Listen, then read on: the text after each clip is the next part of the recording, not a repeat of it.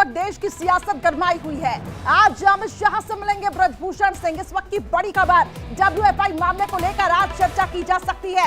कल जेपी नड्डा से भी मुलाकात हो सकती है। डब्ल्यूएफआई से संन्यास ले चुके हैं ब्रजभूषण शरण सिंह। डब्ल्यूएफआई को निलंबित कर चुका है खेल मंत्रालय। हालांकि संजय सिंह का भी जब नाम सामने आया था, तो ऐसे में जिस तरीके से साक्षी मलिक ने कहा कि मैं कुश्ती से संन्यास लेती हूं क्योंकि ये संजय सिंह जो है वो ब्रजभूषण शरण सिंह के बहुत करीबी है और ऐसे में हमारे साथ इंसाफ नहीं हो रहा है। लेकिन आज की ये मुलाकात ब्रजभूषण शरण सिंह की अमित शाह के साथ, आखिर इसके क्या मायने निकाले जाए, इसी से जुड़ी एक रिपोर्ट आपको दिखाते हैं। डब्ल्यूएफआई पर दंगल, 24 वाला एंगल, बीजेपी की तैयारी, विरोधियों पर भारी, जाटों को साधने का बीजेपी प्लान सेट।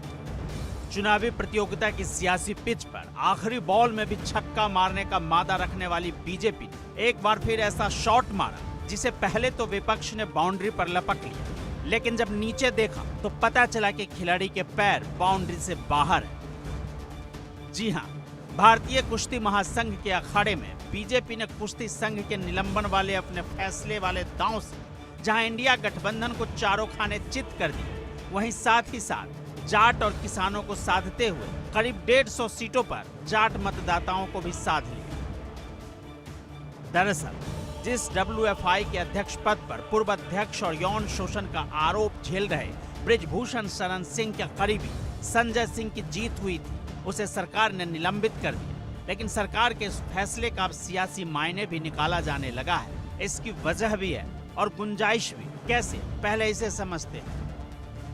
दरअसल ब्रजभूषण के खिलाफ जिन खिलाड़ियों ने आवाज उठाई थी वो जाट समुदाय से आते हैं। जाटों का एक बहुत बड़ा वर्ग भावनात्मक रूप से इन खिलाड़ियों के पीछे खड़ा है। लेकिन पिछले दिनों जब हमने देखा कि कैसे भारतीय कुश्ती महासंघ के सभी सीटों पर ब्रजभूषण शरण सिंह के पैनल ने जीत हासिल की, उसके बाद से पहले पहलवान साक्षी मलिक ने कुश्ती से संन्यास का ऐलान किया और फिर बजरंग पूनिया ने पद्मश्री का अवार्ड वापस किया।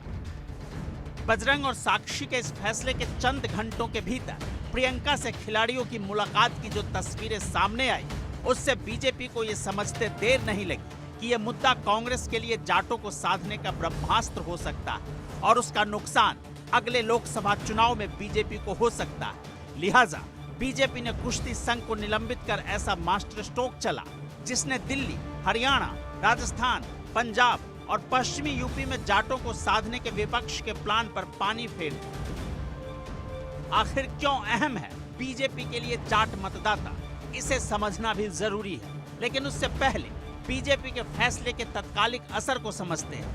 लिहाजा पहले साक्षी और बजरंग पूनिया के दोनों बयानों को सुनते हैं। एक खेल मंत्रालय के फैसले से पहले का है और दूसरा बाद का।